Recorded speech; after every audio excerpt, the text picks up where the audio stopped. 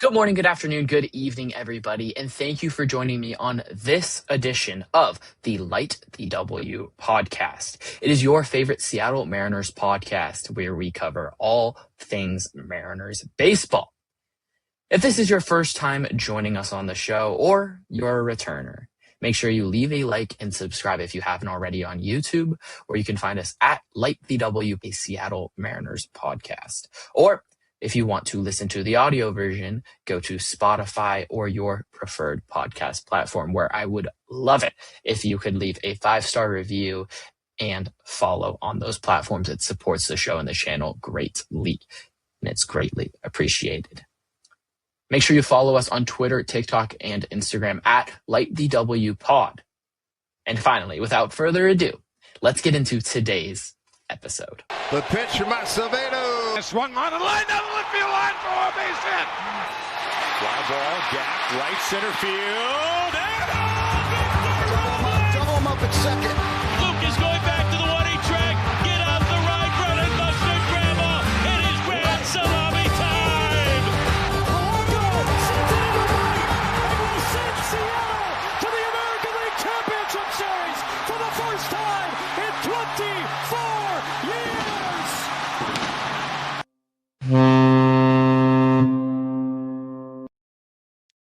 The market is getting moving.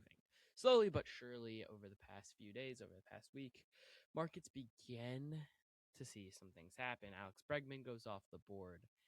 Nolan Arenado gets traded yesterday. And today, Ranger Suarez goes to the Boston Red Sox. American League getting better, the American League East getting better, and more competition for the Mariners in terms of an AL pennant. And anyone in their way seems to be getting better, except for the New York Yankees. But the Red Sox are a threat. Blue Jays, of course, are a threat. And how can the Mariners make them less of a threat? By making themselves better. That is the question we have been attacking all offseason. And as we approach the ending of this offseason in spring training, feels like it's right around the corner, there's more pressure to make yourself better and close the gap, or grow the gap if you think you're better than some of these teams. We saw Alex Bregman go to the Chicago Cubs. That brought out Nico Hoerner as a potential option. And on today's episode, 111, we are going to talk about Nico Hoerner. We're also going to be talking about one reliever, Jojo Romero from the St. Louis Cardinals in particular.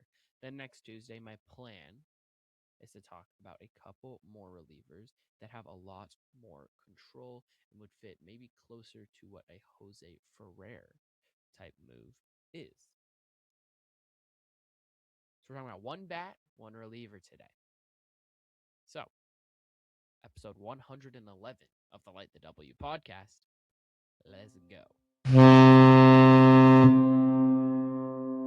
So, with the horn sounded, that means it's time to get into it. We're going to start with Nico Hoerner. And I'm going to start and preface this all by saying Nico Hoerner, I don't think, is going to be traded.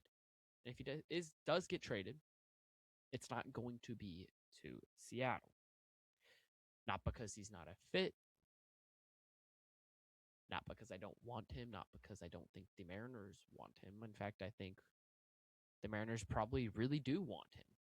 I really would love him in a Mariners uniform in 2026. He's a perfect fit, in fact. But why I don't think he's going to be traded is because I don't think a team is going to give up a package, and specifically, I don't think the Mariners would give up a package to the Chicago Cubs that would make it worth it to them to trade him. Chicago Cubs are contending. The Alex Bregman signing says that even more. It pushes them closer. It makes them better. Trading Nico Hoerner now on the back of that, and then makes them worse again, puts them closer back to where they were before the Bregman signing. And none of this is to say Nico Hoerner's not a really good player. In fact, he is a really good player. And that 1 year of control almost makes it harder for them to trade him.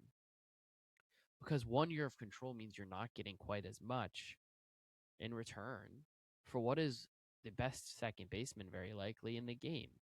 Him or Ketel Marte are. So if it isn't clear already, Nico Hoerner, 1 year of control. This guy is 28 years old. Currently, it'll be his age 29 season.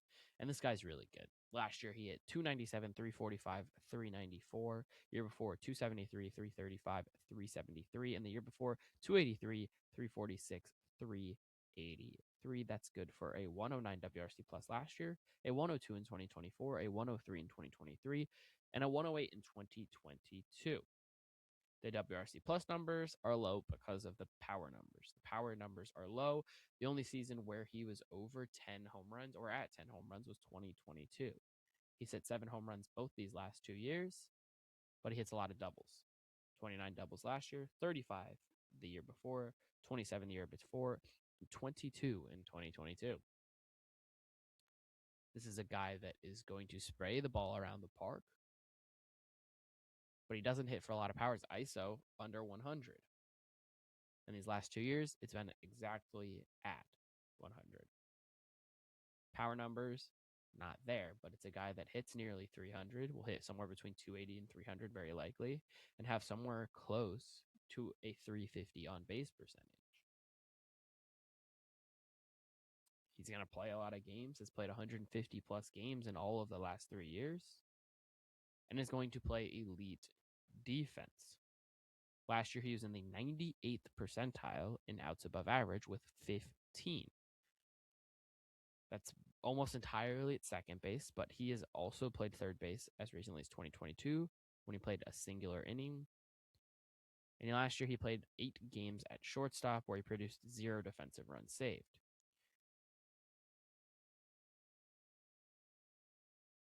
His 17 defensive runs saved at second base in 2025 were really goddamn good. 14 outs above average there. And if you're the Mariners, you're bringing him in to play second base. So we're going to talk about this in a shell and in a space where I see the Mariners being able to acquire Nico Hoerner. And all this is to say, I don't really think it's all that likely that they can. So with the good bat to ball skills, with some solid on base skills, and with the doubles, Nico Hoerner also brings elite defense at second base.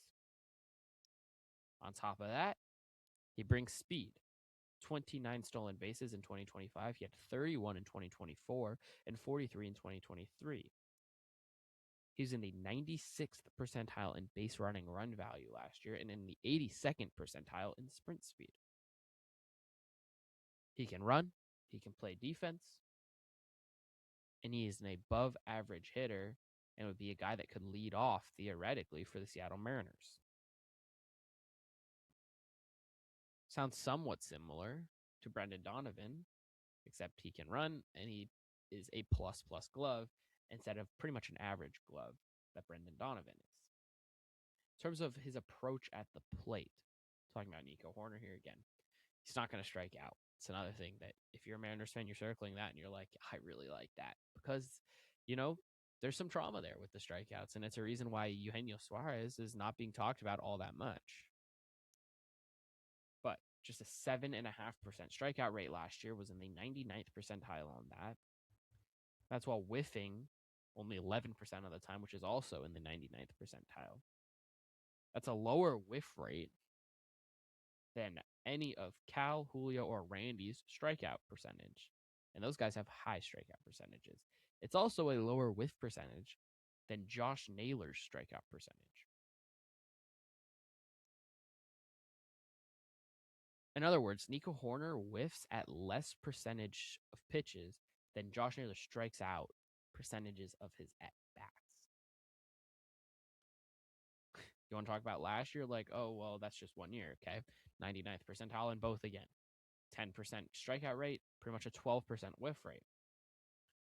The reason his on-base percentage isn't that much higher is because he's not going to walk a lot. Just a 6% walk rate in 2025 and about 7 both the 2 years prior to that. We talked about how it's just 1 year of him. He's making $12 million this year. Mariners would be left with somewhere between 3 and 5, very likely, to spend the rest of this offseason, and that's likely on a reliever. In terms of where he likes to go with the ball, where he likes to hit it, that left field line is where those doubles are coming from. He's pulling them down the left field line as a right-handed hitter, and he's running out a double.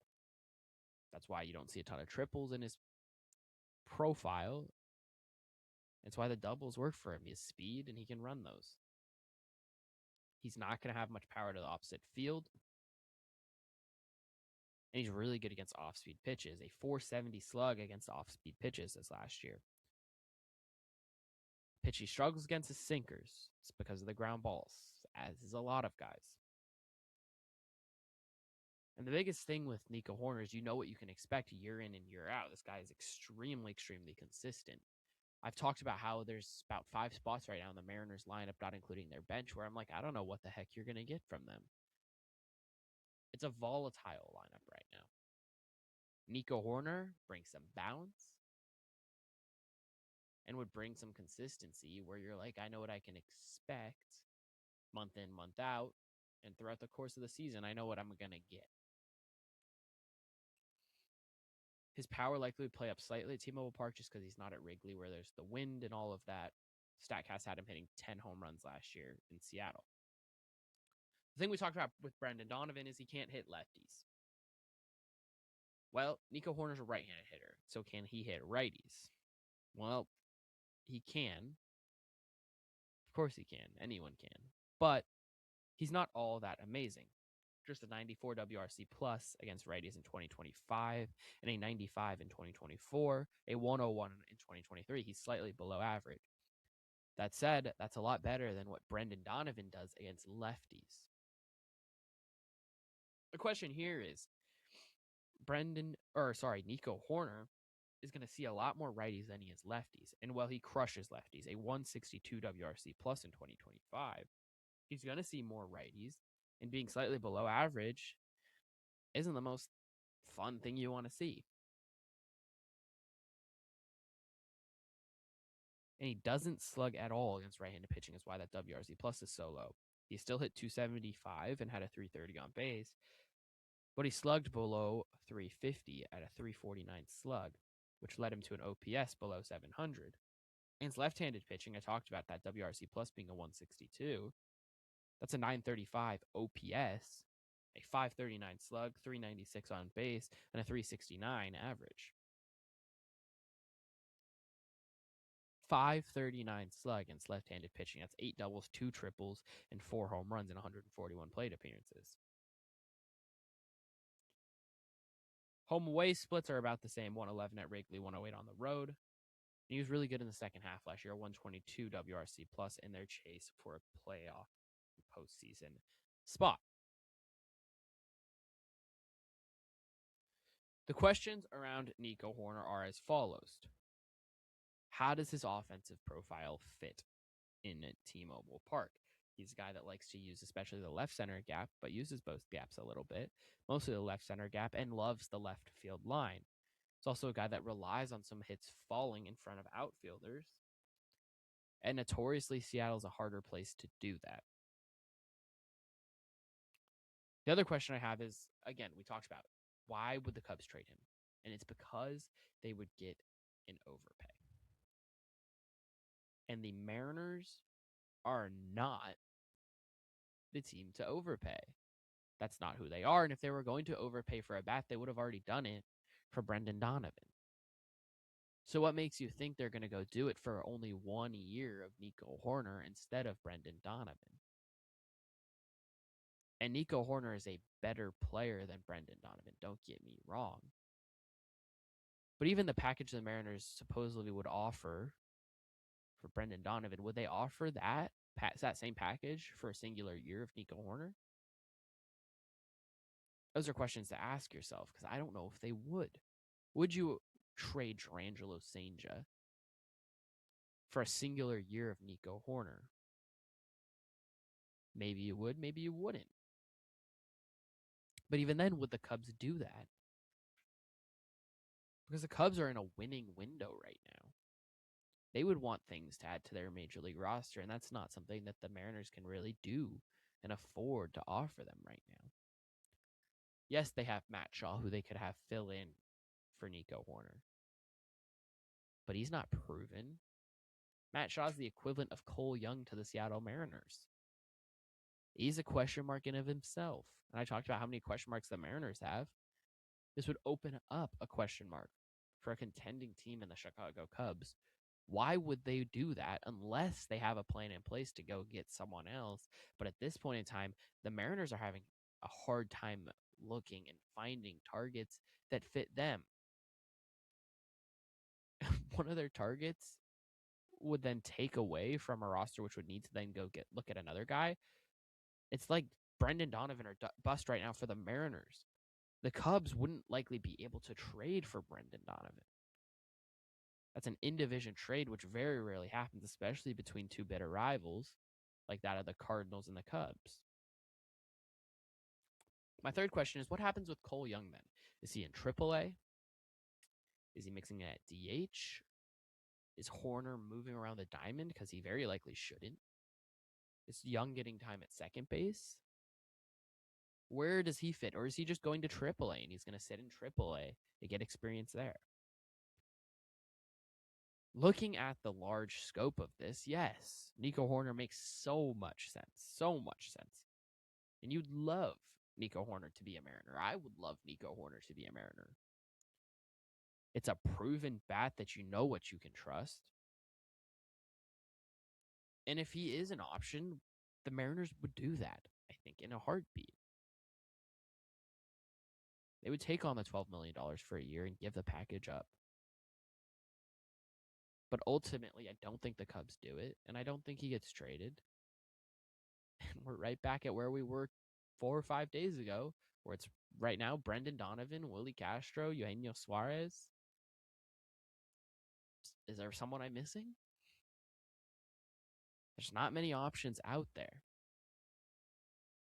As we transition, this morning there was a report that the Mariners still have been in talks about Jojo Romero being involved in a trade with the Mariners in getting Brendan Donovan. It's a Brendan Donovan and Jojo Romero to Seattle for whatever the package may be. I was actually already doing prep about Jojo Romero just yesterday. My prep's already been done, so I was going to talk about him next week. But we're going to talk about him today. Jojo Romero, 29 years old, 1 year of control. He is a left-handed reliever and was really, really good last year. 8 saves, 24 holds in 61 innings. An ERA basically of 2 and a FIP just above 3.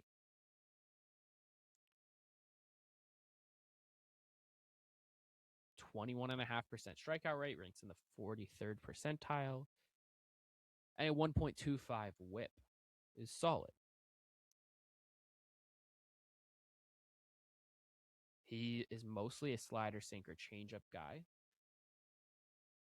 And against left-handed hitters, it's entirely slider, sinker, the slider being thrown 60% of the time against lefties. Both pitches, the slider and the sinker, are a 113 stuff plus, which means they're 13% above league average as pitches. And he didn't give up a single home run with that slider. Opponents hit just 181 with a 223 slug against the slider and whiffed 35% of the time. He's elite at getting ground balls. 57% ground ball rate is the 95th percentile. Doesn't give up barrels. Average exit velocity is low. And gives up no hard hit. Those 3 things always seem to go hand in hand. 91st percentile in average exit velocity, 88th in hard hit rate, and 69th in barrel percentage. He gets above average whiff rates, 63rd percentile, and dominates left-handed hitters who hit just 211, 287, 244 against him with 0 home runs and a 26% strikeout rate. A FIP of about 2 and a whip basically of 1. against left-handed hitters. He sounds great, right? He does. The problem is the walk percentage, and we talked about Seranthony Dominguez this last episode. It's not as bad as that, where it was a 14% walk rate, but the walk rate was at 11.5% this last year in the 8th percentile, and that's something the Mariners tend to stray away from, especially in starting pitchers. As a reliever, they might be more willing to go with it, but at 29 years old, the walk rate is definitely something that raises a red flag. Combined with him struggling in 2024 in 65 innings, after being dominant in 27 games and 36 and 2/3 innings in 2023. He also doesn't get a ton of chase, just in the 9th percentile in that. And his walk rate spikes to above 13% against right-handed hitters, with the whip over 1.3 and a FIP over 4, with the xFIP being even worse than that at 470. On top of that, he's not been very good in high leverage situations, where he had a 17.5% walk rate in high leverage situations and a FIP above 4.75, and just a 14% strikeout rate in high leverage. He is a good reliever. On the right side of 30, put up really good numbers last year, but has a little bit of a walk problem and struggled in high leverage situations, which more than likely would be where you'd want the Mariners to use him. All that said, last episode I talked about, and if you haven't listened to it, go listen to episode 110. It came out Tuesday. This will be released Thursday. But as I was saying, the Mariners, another arm, especially a lefty. We didn't talk about a lefty on that episode, but if the Mariners acquire another lefty, it'd be interesting to see how they would utilize him. You can always use more arms. You can always use more good arms. But for a guy that is good against both, if you want to just look at the slash lines between the two left-handed hitters and right-handed hitters, 211, 287, 244 against lefties, 220, 327, 315 against righties. No problems. No problems there. Gets a ton of ground balls, which fits T-Mobile Park. And you like that. That's really good stuff to see. Has 2 good above average pitches, including 1 breaking ball. He has a pitch to combat righties with the changeup, where opponents hit just 167 against it. Doesn't give up many home runs or extra base hits at all, just 2 home runs this last year. Gets the ground ball, can get a little bit of whiff. Okay strikeout numbers, about average. From the left side, all of this is good. Where does he fit, and what would he cost? Well, fit-wise, this would be your second or third best left-handed reliever. Take a little bit of pressure off Spire. Take a little bit of pressure off Jose A. Ferrer. Well, we're talking about Spire. Got announced he'll be pitching for the United States in the World Baseball Classic, which really good for him. Excited for the guy. But maybe acquiring another lefty reliever just becomes all that more interesting to you because of that. That's more innings that go on top of his workload after last year throwing a ton of innings after being hurt just 2 years ago. He hasn't had back-to-back high stress, high inning count, seasons.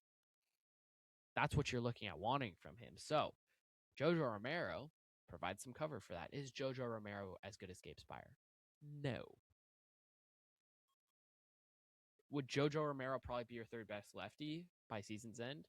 Yes, I think so, because I think Jose A. Ferrer is going to be a dog.